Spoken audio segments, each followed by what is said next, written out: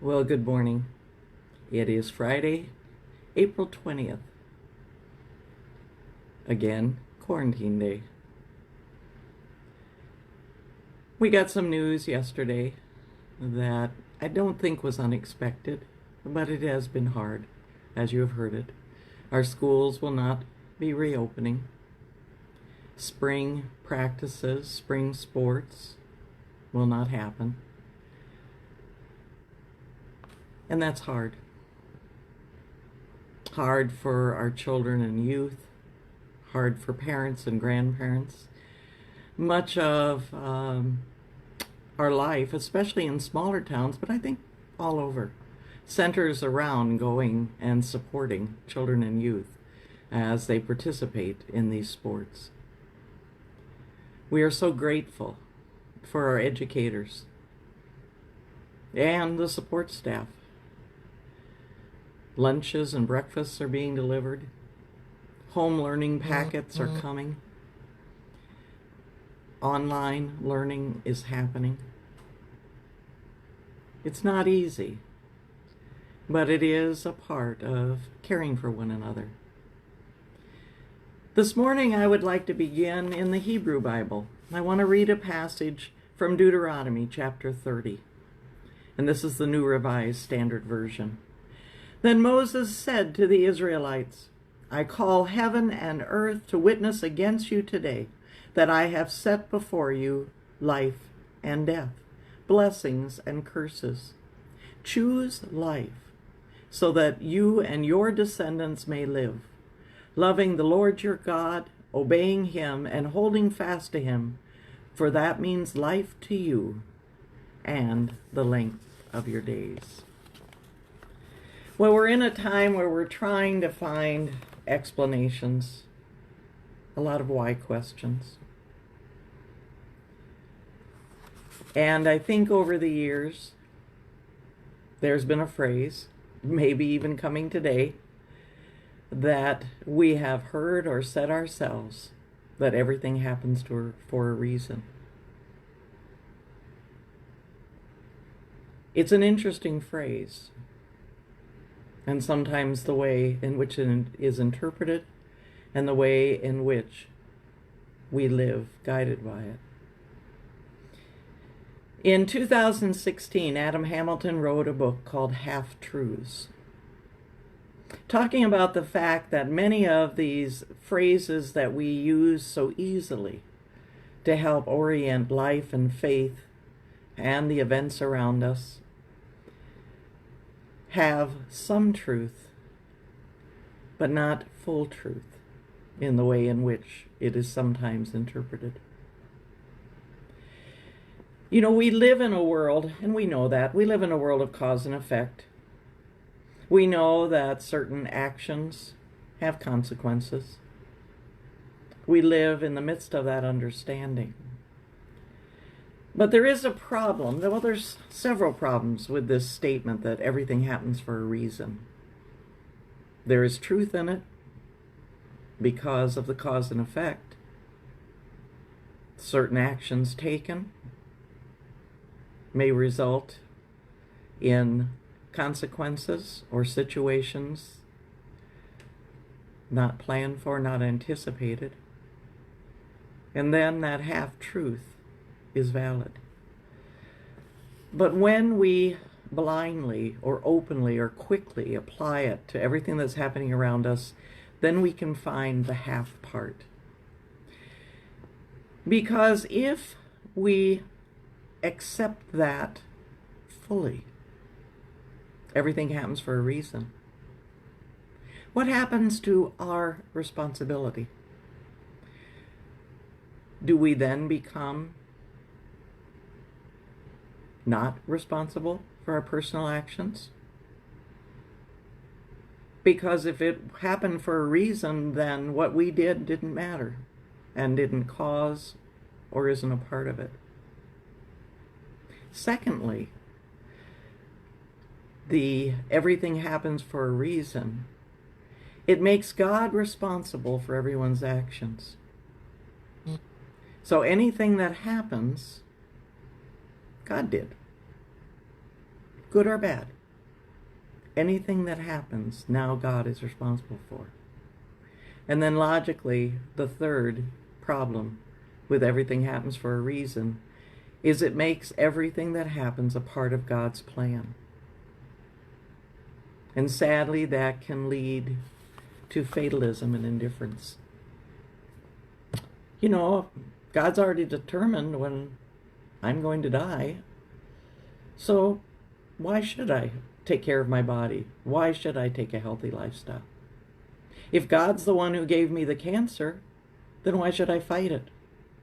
It's God's will that I should have cancer. Well, that's the challenge with statements that make sense, but not in all circumstances. You know, I would agree that everything does happen for a reason. It's just how we define the reason. I can remember a few years ago in the news, and Adam Hamilton mentions that in his book, where a mother carried a handgun in her purse for safety, protection, into a grocery store. And her toddler, as they always will, playing with everything in the cart, including our purses, took out the gun and, thinking that it was a toy, pointed it at his mother and killed her. Now, was that God's will? Was it God responsible for what happened? No. It would never be God's will that a child would die. There was a choice made in that circumstance that sadly resulted in the death of a young mother. That choice was in carrying the gun, apparently loaded, apparently no safety on, no trigger clip, nothing to prevent that gun from suddenly being used. And the horrible consequence resulted. We may be looking at COVID-19, trying to explain it to ourselves and saying, well, there must be a reason behind this. There must be a reason that this is here. Maybe this is God's will. No. It is a disease. And like many other diseases, there often is no rhyme or reason. Oh yes, they can look in the laboratory. They can seek out where it began. But how does that indicate that it is God's will that people suffer, that people die, that people have to live the way we live right now to protect one another? That is not God's will. The other side of this statement, if we say that it's a half-truth, if we say that things do happen for a reason because of cause and effect, then maybe what we need to look to, as we've talked many other times, is where is God's effect in all of this? Then we can see it. Did God cause this? No. But is God working behind the scenes and through the people and through? Yes. God is working to bring the best good out of a bad situation. The best good as we become more compassionate for one another. The best good as suddenly those who made all our essentials and non-essentials of life possible are no longer invisible. We understand that they are keeping us going, and we are grateful. We understand, too, that there are families who are sacrificing their togetherness, their social distancing, their even hugging and touching one another, because a father or a mother or a grandmother or a grandfather is on the front lines taking care of people who are ill. There we can see the action of God. You know, sometimes we can find comfort in these statements, and I think that's true. And that's why it's a half-truth. It's not there to deny our personal responsibility for decisions that we have made that have had consequences. It is not God's responsibility for every one of those choices that is made by us or by others around us. And it is not that everything that we see happening in the world is part of God's plan. God gave us a brain, a heart, a conscience, His Spirit, the Scriptures, and the ability to interpret them as guides to help us. And those guides are there to help us to make the right choices. Here's where the free will comes in. We are not dictated to by God as to how we are to live, what decisions we are to make. We are not puppets. And we have free will. And some of the choices that we make will affect others. There is that naturalness that actions have consequences.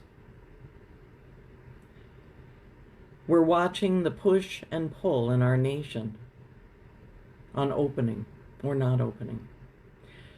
We're watching that too often has become politicized, a battling between those who disagree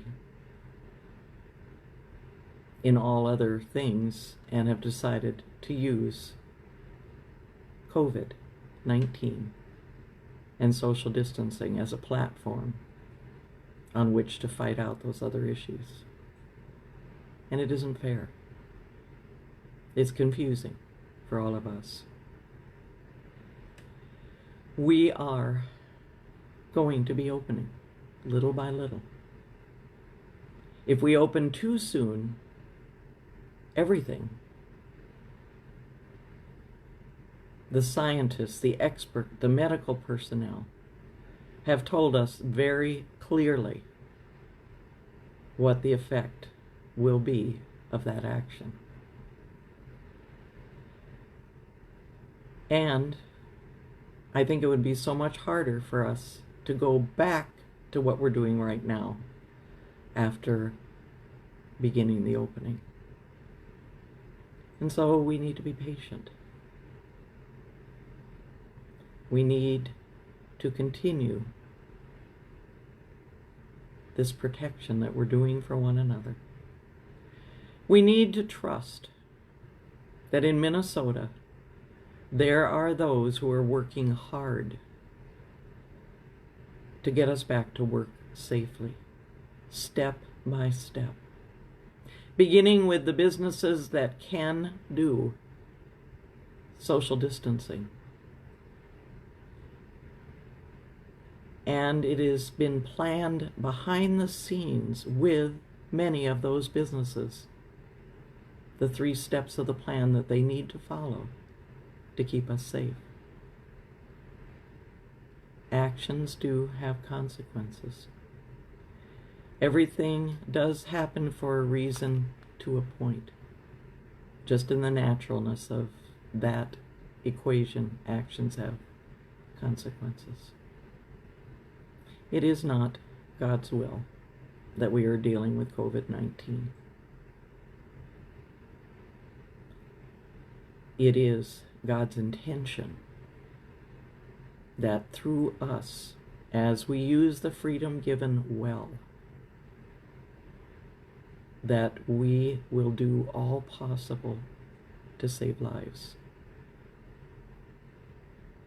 It is God's will that we continue in all the ways we can to use all that we have been given to discern how to express our free will. and to care for one another. Our health professionals, those on the front lines, have been very clear. Protect us so we can save lives. Protect us by not exposing people too soon before we are ready. We have free will.